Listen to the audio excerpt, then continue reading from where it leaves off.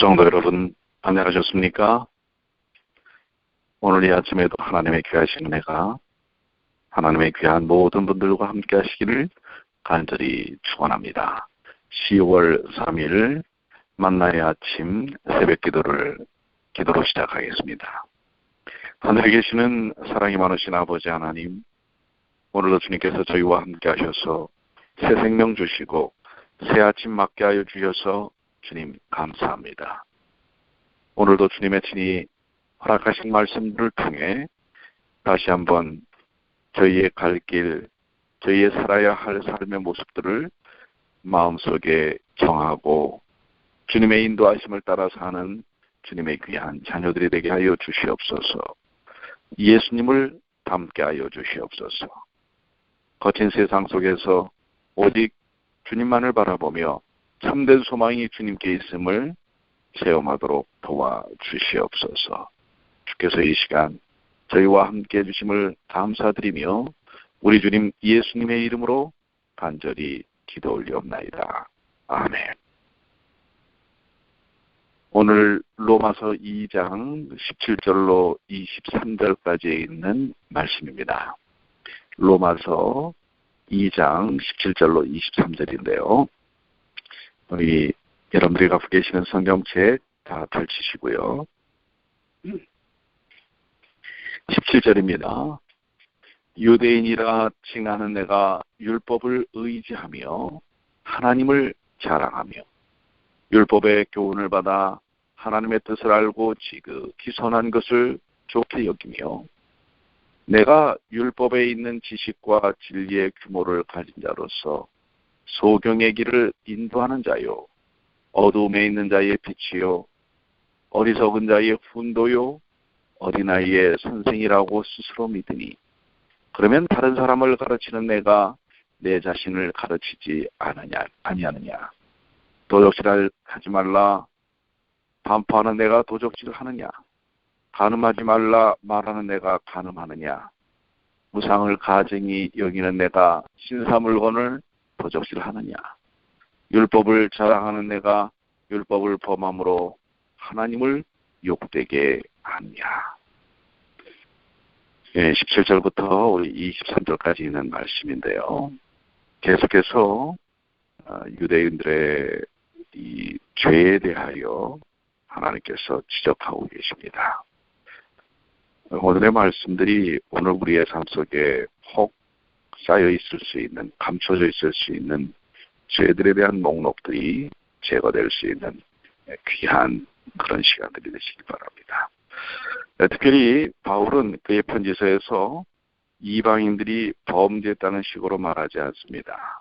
그는 유대인이나 이방인이 다 같이 공평한 심판을 받는다고 설명하고 있습니다.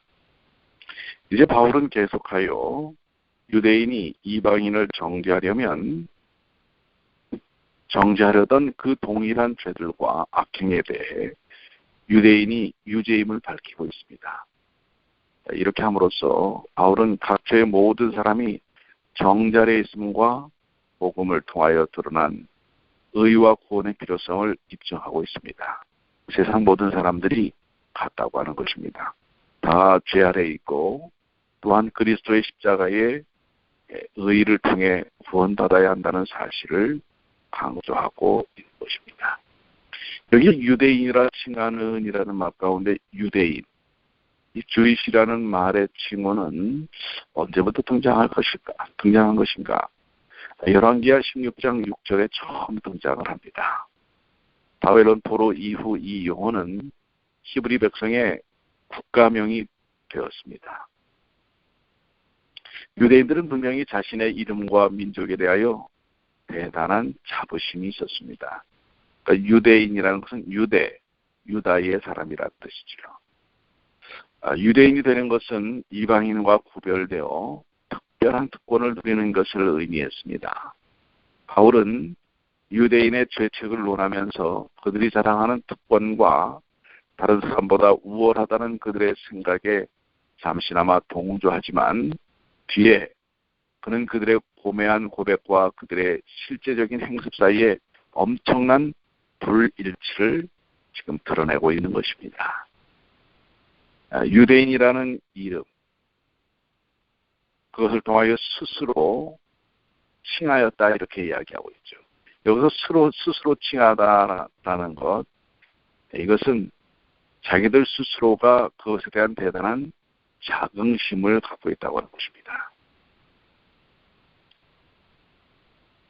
그 자긍심 속에서 마땅히 행해야 할 바를 행해야 되지만 그들은 오히려 행할 것을 행하지 아니하고 엉뚱한 것을 드러내는 것을 바울은 지적하고 있는 것입니다. 지금도 유대인들은 주이시라고 하는 자신들의 이름에 대하여 대단한 자부심을 갖고 있지요. 그러나 유대인들에 대한 일반적이고 공통적인 그 이미지, 인식은 무엇입니까? 그렇게 썩 긍정적이지 않죠. 아주 대단히 이 수전노적이고 아주 뭐랄까요, 자기들만을 위해서 사는 별로 그렇게 좋은 그런 이미지로 드러나 있지는 않습니다. 물론 열심히 산다라고 하는 의미는 있지만요. 이것이 바로 그 당시에 바울이 지적했던 유대인들이 가졌던 특징과도 많은 것이었습니다. 그것이 오늘날에도 계속 이어져 내려오고 있는 것이죠. 여기 율법을 의지하며라는 말은 문자적으로 율법에 의지하며라는 것은 율법은 유대인들은 율법을 갖고 있기만 하면 하나님의 은총이 보장되는 것으로 생각하기에 이르렀습니다. 그들은 율법을 삶의 규범과 양심의 빛으로 사용하는 대신 자신들이 율법을 소유했기 때문에 다른 이들과 구별된다는 사실에 집착했습니다. 여기에서 의지하며라고 번역된 동일한 헬라어가 70인역의 미가서 3장 7절에 나타납니다. 여호와를 의뢰하여 이르기를 여호와께서 우리 중에 계시지 아니하냐, 재앙이 우리에게 임하지 아니하리라 하노도다. 그러니까 율법을 갖고만 있으면 그들은 재앙에서부터 피해 나갈 수 있다고 하는 것입니다. 6월절에서 사실 그것을 보여주셨지요. 어린 양의 피만을 바르면 그들은 그들의 그 마음가짐이 어떠했든지 간에 구원을 받았습니다. 근데 그것을 그들은 잘못 오해하고 있는 것 같습니다. 이 어린 양의 피라고 하는 것, 그리스도를 진정으로 바라봐야 한다고 하는 사실인데 그들은 그 이후에 율법을 갖고만 있으면 그들이 그것이 무슨 부적과 같이 그들을 구원한다고 잘못된 왜곡된 인식을 지속해서 갖고 내려오고 있었던 것입니다. 여기 하나님을 자랑하며라고 하는 것은 하나님 안에서 자랑하다, 하나님 안에서 영광을 누리다 이런 뜻을 포함하고 있는데요. 유대인들은 하나님과 특별한 관계를 맺고 있다고 공언했습니다.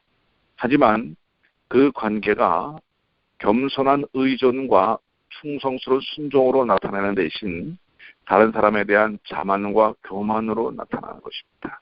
의시되기 위해서 자신들의 이 권한과 능력 그리고 특권을 드러내기 위해서만 나타낸 것입니다. 이것은 하나님이 칭찬하시는 자랑을 왜곡한 것입니다. 에레미야 9장 24절에는 자랑하는 자는 이것으로 자랑할지니 곧 명철하여 나를 아는 것과 나 여호와는 인애와 공평과 정직을 땅에 행하는 자인 줄 깨닫는 것이라. 하나님에 대하여 본질적인 깨달음을 알고 그것을 자랑해야 할 텐데 그들은 자신들을 자랑하는 것입니다. 사실 유대인은 하나님을 아는 지식을 가짐으로써 엄청난 특권을 받았습니다. 신명기 4장에 보면.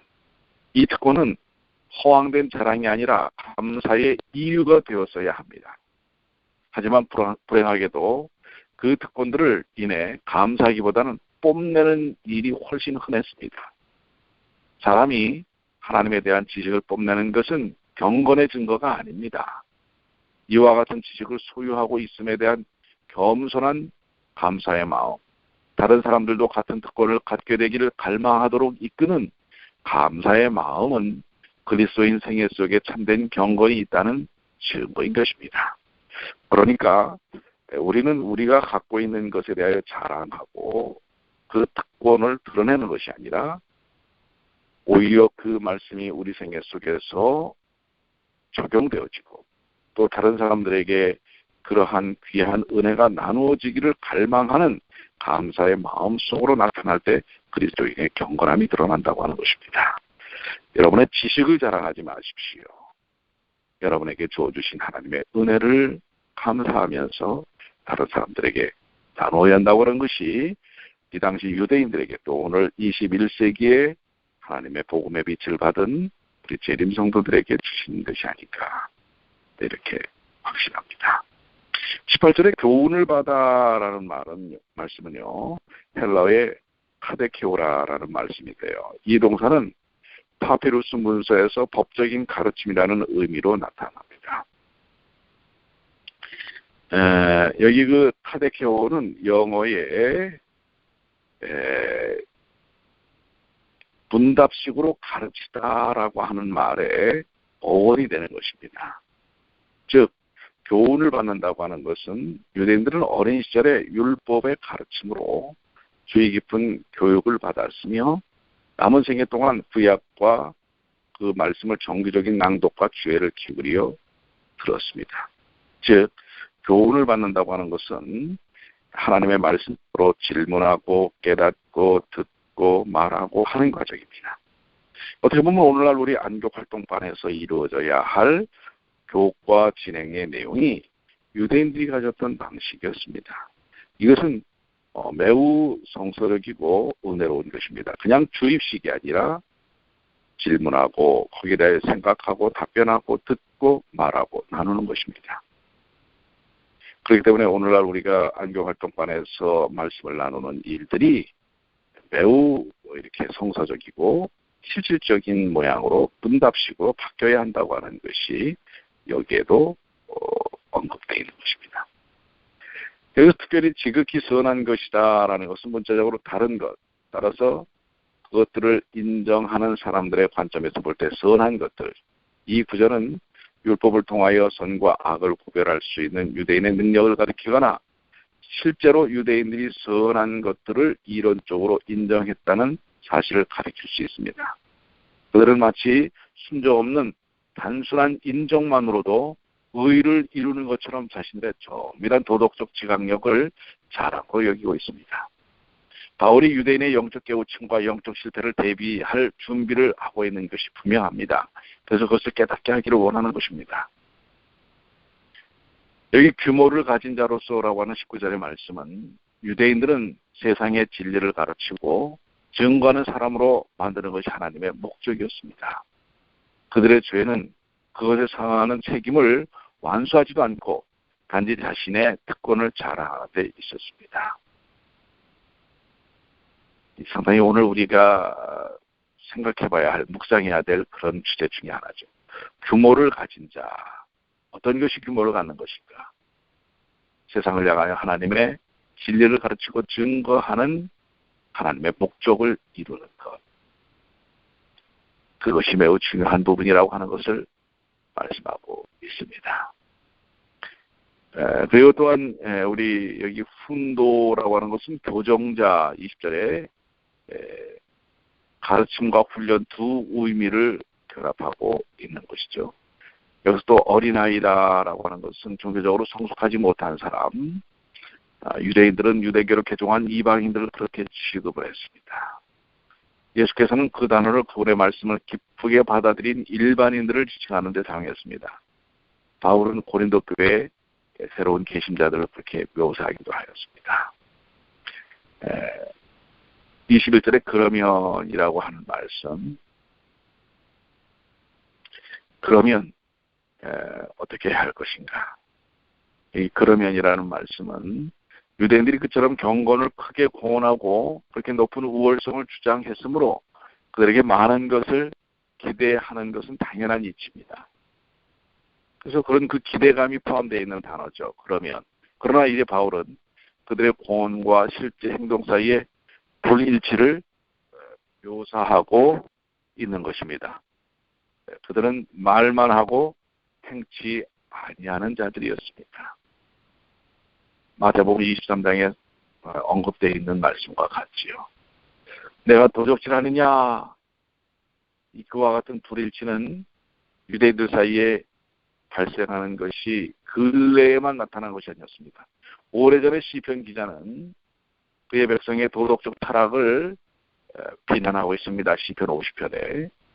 도적질한 죄를 비난할 때 바울이 다른 어떤 것보다도 제사장들과 주권자의 승인과 협조를 얻어 바로 성전 지역에서 자행되고 있는 부정직한 상행위의 방법들을 염두에 두고 있었던 것은 의심할 여지가 없습니다. 합당하게 예배가 이루어져야 할 성전에서 부도덕한 상행위가 이루어지는 것입니다. 오늘 이것은 우리의 삶 속에서 진정 예배가 드려져야 될 교회에서 다른 일들이 이루어진다면 그것은 이 말씀과 매우 이렇게 클로즈업 되는 것이라고 할 수가 있겠습니다. 간음에 대한 비난에는 느슨한 이혼 형태에 대한 특별한 지적들이 포함되어 있을 것이라는 게 주석자들의 이야기이기도 합니다. 유대인들 사이의 도덕적 상태가 상당히 문제가 되고 있다고 하는 것을 여기 보여주고 있는 것입니다. 이 삶에 대한 총체적인 문제들은 한 군데서만 나타나는 것이 아니라 여러 가지 부분에서도 나타날 수 있음을 도적질하고 간음하고 또 다른 사람들을 해하고 뭐 이런 모든 것들이 한 가지로만 드러나는 게 아니라 다양하게 드러날 수 있음을 보여주고 있습니다. 여기 그리고 가증이 여기는이라고 하는 22절의 말씀, 그 가증이 여기는 신사 물건을 도적질한다라고 하는 것입니다. 가증이 여기면서 그걸 또 오히려 도적질한다고 하는 것입니다. 아주 이율배반적이죠.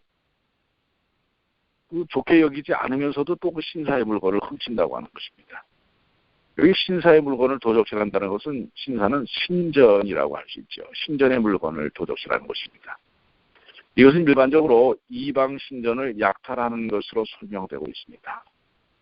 바울은 여기서 우상숭배와의 격척이 부정을 가져다 준다고 그들이 공언하면서도 또 신전을 약탈하는 행위를 일삼는 모순을 언급하고 있는 것입니다. 여기서 말하는 신전은 이방 신전을 의미하기도 합니다. 즉 이방 신전에서 드려지는 그 모든 행위들을 우상 숭배라고 얘기하고 부정한 것이라고 얘기하면서 오히려 그 신사의 물건들을 훔치는 유대인들의 모습을, 그 죄를 바울은 소문으로 들었다는 사실을 사도행전 19장에서 추론해 볼 수가 있습니다. 이 구절에서 에베소의 서기장은 바울과 그의 동료들에게서 신사 물건을 훔친 자들이라는 혐의를 벗겨줍니다. 그러니까 유대인들이 신사 물건들을 종종 훔치는 것을 볼 수가 있는 것입니다. 신명기 7장 25절에 조화되게 유대인들은 이 죄를 금하였습니다. 요세프스는 이 금지 조항을 이렇게 풀어 설명합니다. 어떤 사람도 다른 도성들이 숭배하는 신들을 모독하거나 이방 신전의 물건들을 도적질하거나 다른 신의 이름으로 바쳐졌든지 그 보물을 취하지 말도록 하라.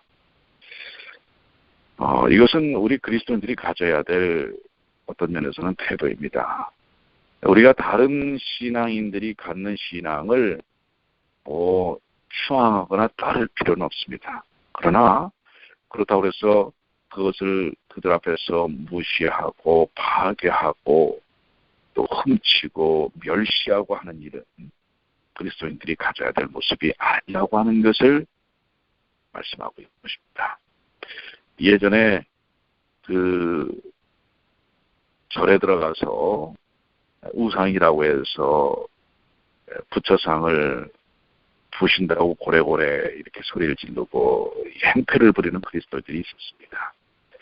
그리고 절간 마당에 가서 거기서 전도를 하는 것입니다. 많은 그 불신자들이 와서 경배하고 절하는 것에 대해서 사단의 일이라고. 그것은 그리스도인의 모습이 아닙니다. 불교적인 어떤 신앙을 따라가는 것이 중요한 그런 모습을 가지라는 것이 아닙니다.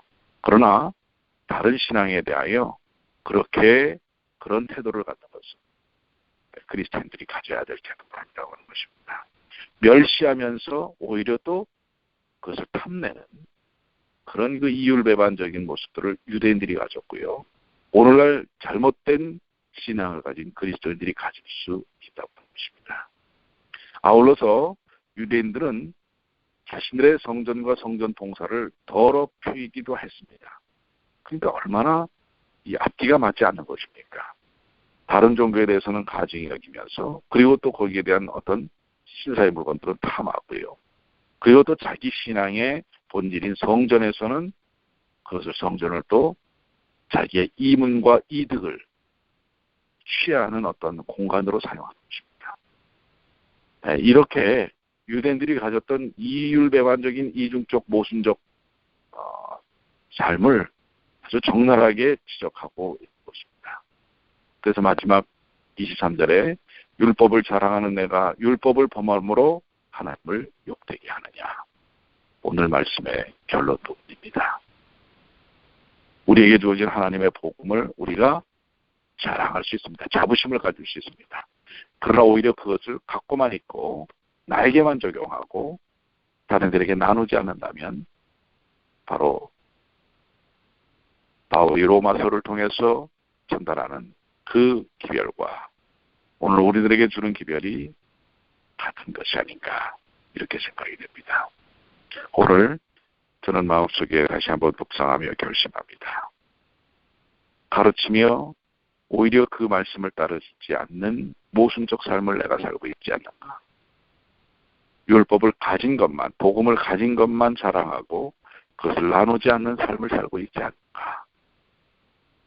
회개하고 주님께 다시금 마음을 들여 유대인들이 가졌던 죄악에서 벗어날 결심을 합니다.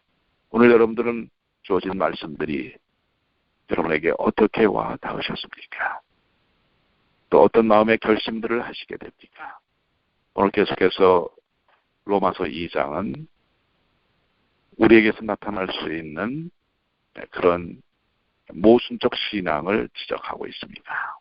오늘도 합당한 주님의 뜻 가운데 서는 저와 여러분이 되기를 소망합니다. 오늘 하루도 주님 안에서 승리하시게 되기를 바랍니다. 기도하겠습니다. 하늘에 계시는 사랑이 많으신 아버지 하나님, 주님의 귀하신 은혜를 통해 오늘 유대인들의 대비적인 죄악들이 드러났습니다. 생각과 삶이 전혀 다른 모습들에 대하여 지적하시는 것을 보았습니다.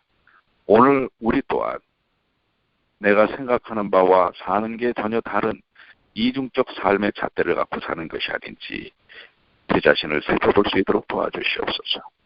그리고 성령의 역사하심 속에서 바르게 주님의 뜻 가운데 율법을 가진 자가 아니라 율법을 따라 사는 자가 되게 하여 주시옵소서. 오늘도 주의 성령의 역사하심이 오늘 이 자리에 함께한 모든 주의 자녀들과 우리 뉴욕 중앙교회 성도들 삶에 함께하여 주시고 영육간에 강건케 하여 주시고 우리가 갖고 있는 사안 제한 여러 해결돼야 될 숙제들을 주님의 능력 가운데서 해결해 나가는 그리고 그 일을 위하여 서로 마음을 함께하는 주님의 귀한 자녀들이 되게 하여 주시옵소서. 오늘도 저희를 통하여 영광 받으시기만을 예수님의 이름으로